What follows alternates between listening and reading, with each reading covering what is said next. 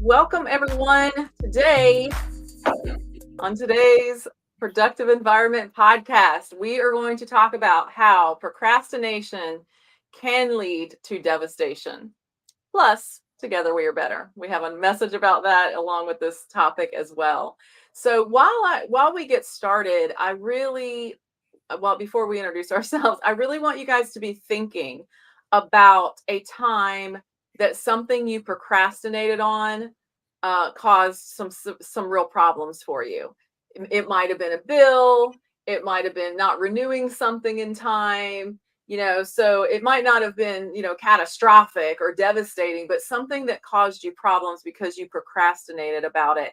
And then we're going to share some things, some discussions, and hopefully lead you to taking some action on some things that you've been procrastinating on. So I want you to be thinking about that. And if you can share it wherever you're watching us from, Facebook, YouTube, LinkedIn, wherever you're watching, just comment and let us know, hey, I procrastinated on this and this is what happened. We would love to share those and connect with you guys on this call. But before that, I am Andrea Anderson, CEO of Productive Environment Institute, and I am in Carolina Beach, North Carolina, joined by...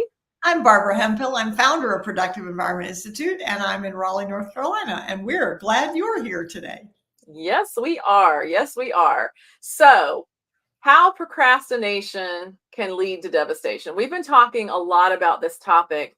And you guys also know that procrastination and perfectionism, if you don't know, are very tightly connected. We procrastinate on things because we think if we can't do them perfectly, we're not going to do them at all. And Barbara, that makes me think about your quote, clutter is postponed decisions. One of the reasons we may postpone decisions is because if we can't do it perfectly, if we can't do it all right now, we're not going to do it at all. And so it gets left behind. Your thoughts on that? Well, someone just said yesterday, and it's so true, but I can't even remember who it was. It was in a magazine article somewhere, and it said, not deciding is deciding. Yeah. I mean, that, we think that it's postponing it, but it is actually a way of deciding. That's a good point. That's a very good point. So one of the things, if you were on our podcast last week, or if you've watched it, be sure to go back and watch it. And it was about the 1,000-year flood that hit Carolina Beach, where I live. And I wanted to actually share a video that I compiled from some things we did on Saturday as part of that cleanup process. And so I ended up, and then we'll have more discussion about that. But I ended up helping one of my neighbors down the street. She was beating herself up actually because she procrastinated on getting plastic bins. Now, she can't beat herself up too much because that flood came fast and furious out of nowhere. I mean, we knew we were getting rain, as I said on last week's podcast. We knew we were getting a lot of rain, but we didn't know how much and we didn't know how fast. So there were certain things that people couldn't do. But she said that because she lives lower, she lives on my street, but it's down some. She actually walks downstairs it's like a ground level apartment.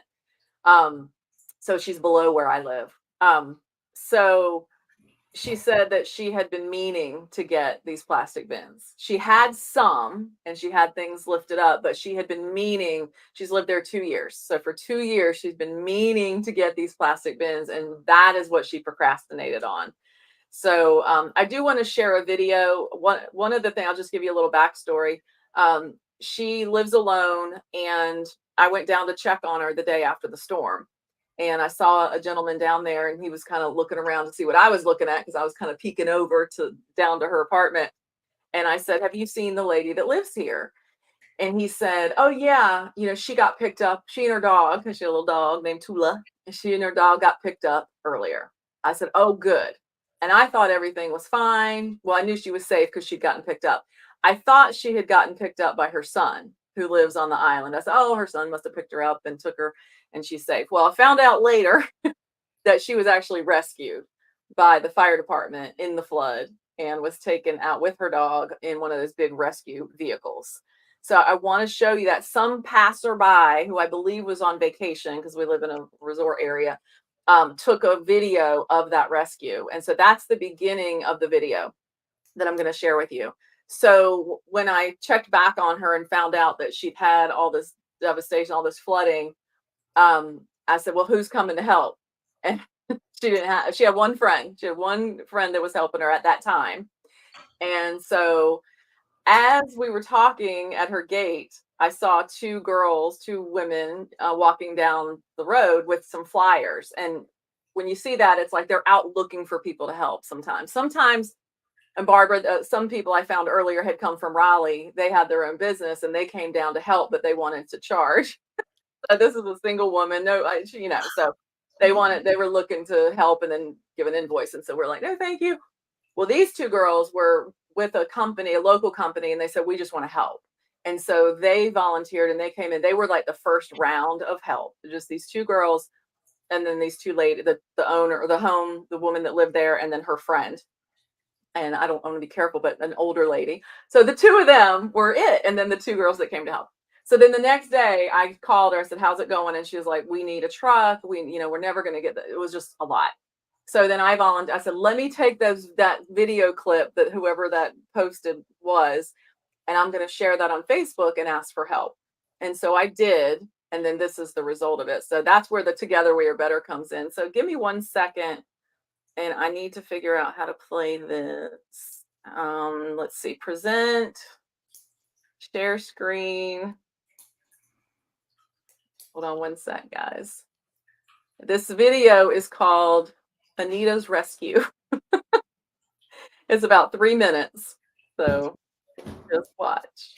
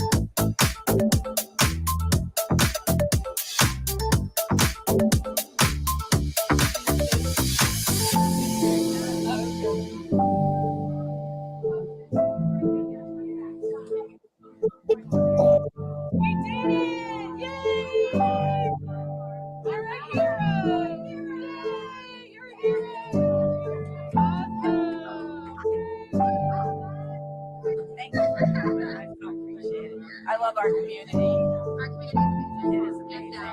And you have a beautiful sun right just right over your head. The angels are watching over you.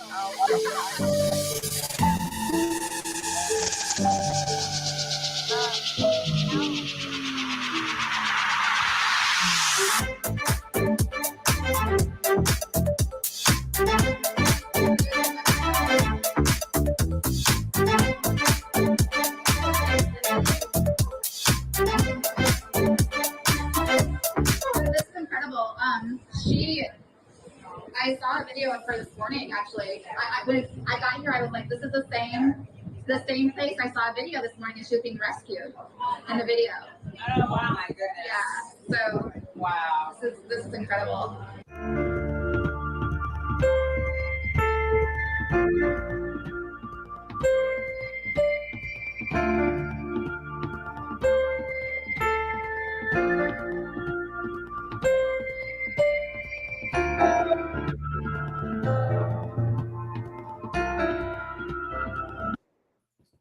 So that is the end of the video. Let me bring this back. Let me stop my stop screen.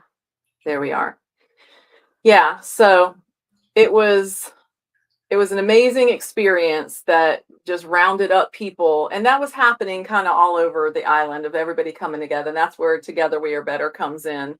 And like I said, that there are some things that we couldn't prepare for, or some things we couldn't, that you can't beat yourself up for procrastinating on. But she did feel bad that she hadn't gotten the plastic bins. So we wanted to just bring that back up again and just say, to you guys, that if no matter where you are, what natural disasters you might have, or what happens, do you have your information together? Do you have the plastic bins together? Do you have things that if something were to happen, you're not thinking back and going, oh, I wish I had done that? So Barbara, do you have any comments on that, or any situation? Oh, I have a lot of things come to mind. One of them is a conversation I had with my brother, who was a very wise man. And I always enjoyed talking to him because he always made me think of things that I wouldn't have thought otherwise. And I said to him one day, he was a farmer, and there was something, he was repairing a vehicle or something like that, and it had messed up everything. They were in the middle of harvest, and it was very stressful. And I said, oh, I could never be a farmer because there's so many things you can't control. And I can remember so clearly he's saying, well, that's not really true. Most things you can control. And of course, I'm thinking about weather and things like that. And he's saying, but he said, so many times when something goes wrong, it's because you didn't do something that you should have done before. Like the machine breaks down because you didn't do the maintenance. And I thought, that really, really is true. And in Productive Environment Institute, one of our values has always been that it's about controlling the things you can control. So it's making sure that you're doing the maintenance on your vehicle and having the plastic bins so that they don't get flooded, so that you can cope with what you can't. And the 1,000-year flood was something you couldn't control. And just this morning, I heard that a friend, a very, very dear friend of a friend of mine, was killed in a motorcycle accident. Gone. And immediately now, because we're in the business that we're in, I can't help but immediately wondering what things were in place and what his family will go through now. Not only the grief of the loss, but also, did he have things in order that was needed? And I think about, one of the other things, I suspect that the woman in the video, there was probably some things that she was going to put in those bins that could really be defined as clutter. And there are so many, many people. And part of the reason that we don't do the preparations we're going to do is because we're trying to do too much. One of the big, big myths of organization and productivity is, it's a lie. I mean, it's more than a myth. It's a lie that I would say it's a lie from Satan. It's like, if you were just organized, you could do all this or keep all this or have all this. It's a lie. And so part of this is figuring out what is it that's really, really important, and then making sure that you are caring for that. Yeah. One of the things I think about too, and I've been through it, and if anybody, Barbie, you've been in your same house for many, many years, so I don't know if you've been through this recently, but when you watch those shows, HGTV, or if you know a realtor that stages homes for sale, when I watch those shows where somebody swoops in and they declutter your house and then they rearrange and do a bunch of things, and then it looks amazing. And then one of them is Love It or List It. So it's like one person is working on finding them a new house, and one person is working on renovating and fixing up their old house. And when they get to the end, they're so torn because their existing home is now beautiful and inviting and a space that they love. And now they're like, oh, do I stay or do I go? And I've thought about that. And it's like, okay, if we can feel that way, why don't we do that now? Oh, I think that's such a good, and I remember when Alfred and I lived in Northern Virginia, and we were moving here to North Carolina, and we had to sell our house, and it was the mortgage rates were, I don't know, 19%, or I mean, something just completely off the charts. And so everybody said, oh, it's going to be really hard to sell your house and sort of thing. Our house was sold to the second person that looked at it. And the real estate agent said one of the major reasons it sold was because when you walked into your house, it looked organized, and people think that, okay, if I move into this, I'll be organized too, so I think that that's one of the other things that's so really a whole part of this is the impact of clutter on our lives. And the clutter is the physical clutter. It's certainly the digital clutter. I mean, email, how many hours and hours do people spend on email and feeling so terrible about it? And then it's also the ideas in your head, if I just, this project, I'm going to do this, I've got to get this done. And we just get too much. And the reason we try to do too much is we don't spend enough time contemplating on what we're here on earth for. What do I really want to do? What is important to me? One of the questions that I ask people often is, if you left this earth tonight, what regret would you have? That's a really important question. Frequently, people, when I ask people that randomly, frequently they'll say, I'm leaving a mess.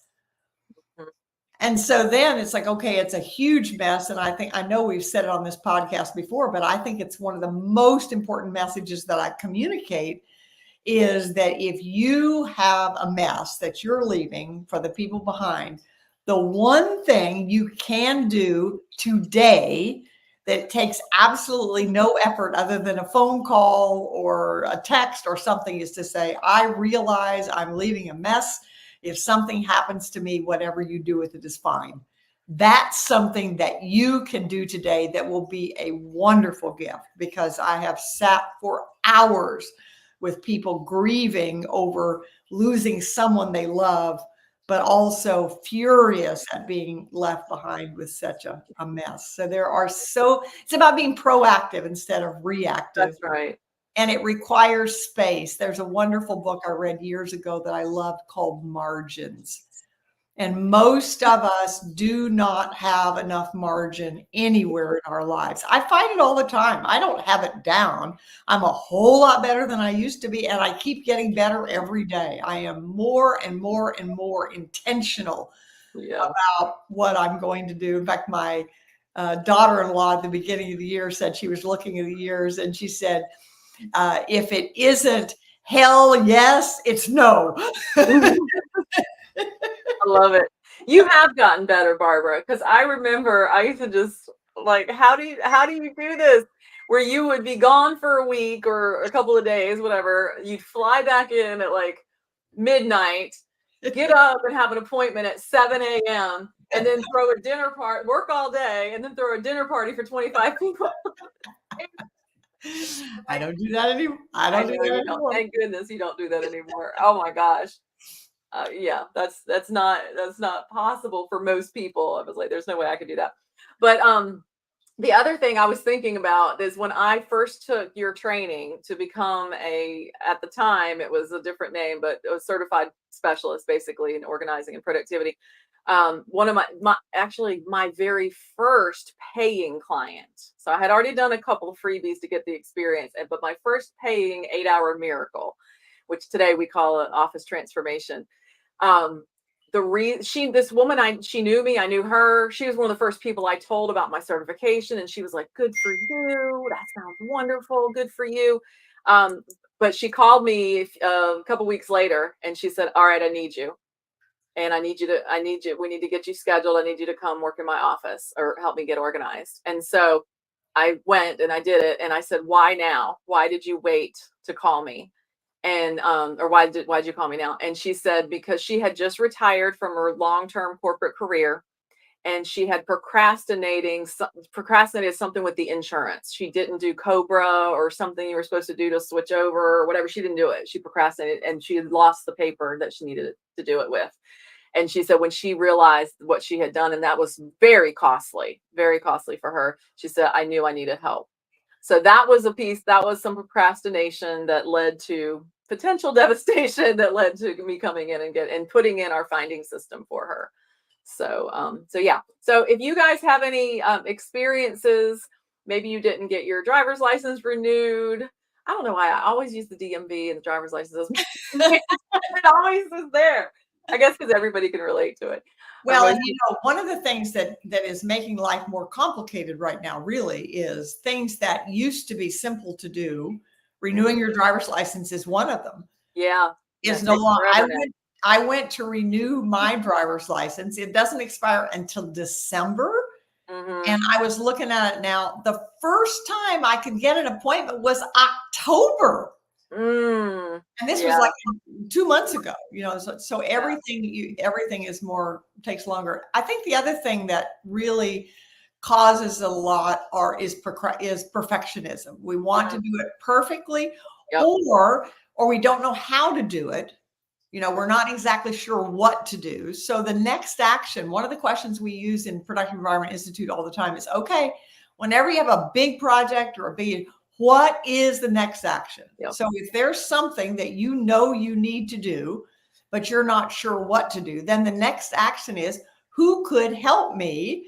Which again takes me back to Together We Are Better. And that leads me to a verse out of the Bible that I think is so appropriate, which is in Exodus. There's a story in Exodus about Jethro. Jethro was the priest, and he was the father-in-law of Moses.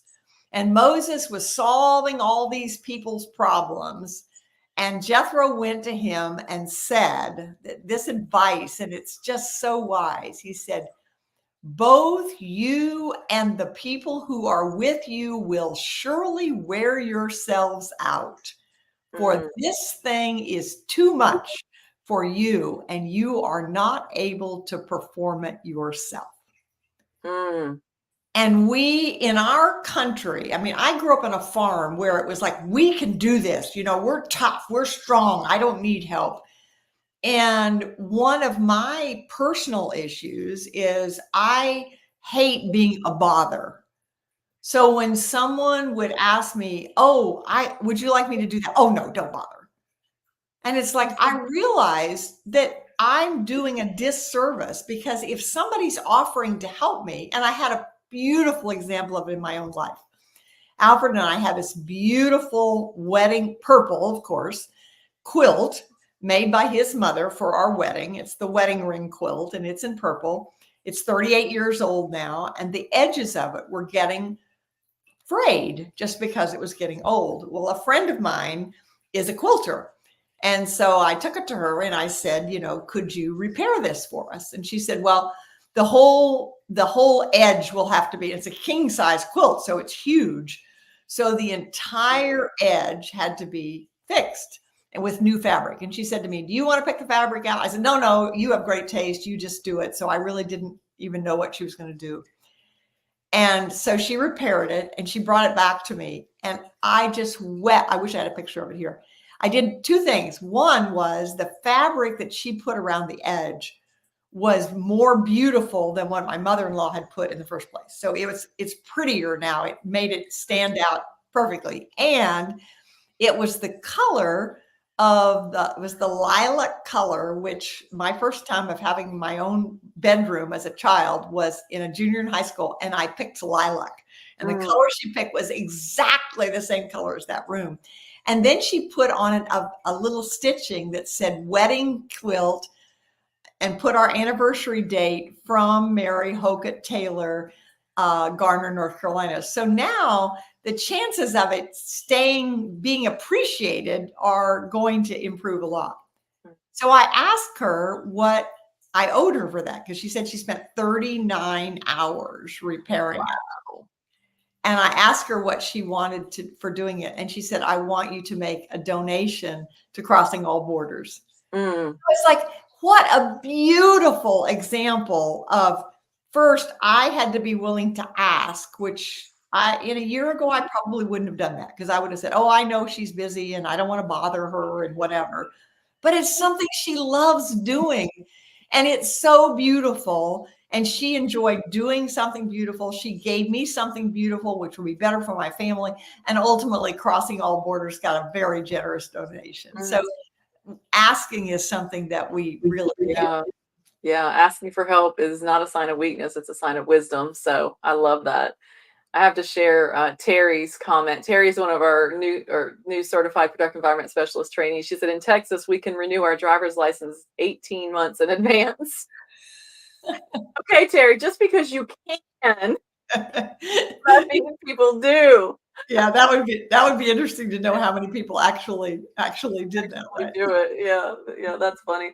So we really just wanted to give you guys some things to think about. There are things that are completely out of our control, but there are things that are in our control. So if you can think of even just one thing that you've been procrastinating on, and you just say, you know what, after listening to this podcast today, I'm going to do that one thing. If it's a phone call, a text, an email, an action, reaching out to a neighbor or something, do that. And I want to just share, I'm going to share my screen one more time, because we are so excited that today is the first day of school for our digital transformation boot camp that's getting ready to start up. And this is one of the things that we're going to be setting up with them during their 5-week period. Because as Barbara in the boot camp, and Eds, if you'll post the link to the boot camp so people can check it out, you can still enroll. It's not too late to enroll in this boot camp. But one of the things you'll see on here is the emergency list. So there's a place to put emergency information. This is our productive environment digital dashboard.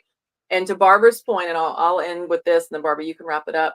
To Barbara's point of asking, what's the next action? We take that one step further with the dashboard and say, and when? What is the next action, and when? Is it going to be today? And you don't want your today to get too long. You're going to be realistic, maybe a couple of things. Those are just some samples. Is it going to be this week? Is it this month? Is it this year? Is it in the future? But getting those things out of your head and into a dashboard, whether it be a physical dashboard in your with your planner or a digital dashboard like this, we really want people to get the stuff out of your head and into a system where it actually can get done. Okay, so that is what we're going to be sharing. One of the things we're going to be sharing in our digital transformation bootcamp. So go check it out, guys. If you're interested, it's not too late to enroll. You can send us a message there if you have a question. And depending on when you're watching this, it's not too late to enroll, but we'll be doing another one. So get back in touch with us. Yeah. So any closing thoughts, Barbara? Well, a couple of things. One is, I do hope you will seriously consider the Digital Transformation Bootcamp, because this issue of digital clutter is getting worse, harder and harder and harder for people. And the older you get, the harder it is to deal with. And one of the things we've observed is that probably 50% of the people who join our boot camps are caring for elderly parents. So a lot of times it's like, it's hard enough, you have to do it for yourself. But then you add medical care and all of that onto it for someone else, it gets really big. And lastly, I want to say a huge part of success in accomplishing anything is being accountable. And all of us, myself included, are far more willing to be accountable to other people than we are ourselves. I remember when I was a young mother with young children, I hated house cleaning and I couldn't afford to hire anybody. And so what I would do would be, I would invite people over for an event, because if somebody was coming, I would clean up the house. That is, I mean, I did that. I can't even tell you how many dozens of times I did that. So part of the reason that people have so much success in our boot camps is that we are accountable to each other, and we have a whole lot more fun too. I've told the story, but that I can remember early in my career, I was in a garage with an astrophysicist cleaning out boxes of files in his garage, and he was laughing. And he looked at me and he said, if anybody would have ever told me I would be laughing cleaning out this garage, I would have said they were crazy, because together we are better. Amen. Even Tony had posted that as her comment. Tony's also one of our certified productive environment specialist trainees. She joined us for our office transformation boot camp, and she realized, oh my goodness, I would love to be able to teach people and help people with this. So she's going to be joining us today for the first day of school for a digital boot camp. So thank you guys for joining us. Please share this video with somebody else that that maybe they're putting some things off that needs to see it. Please like this video and subscribe to our channel. Our channel is growing, and we're excited, and we appreciate every single like, subscribe, and share that you guys can do. So thanks so much, and we'll see you on the next one. Bye, everybody. Bye-bye.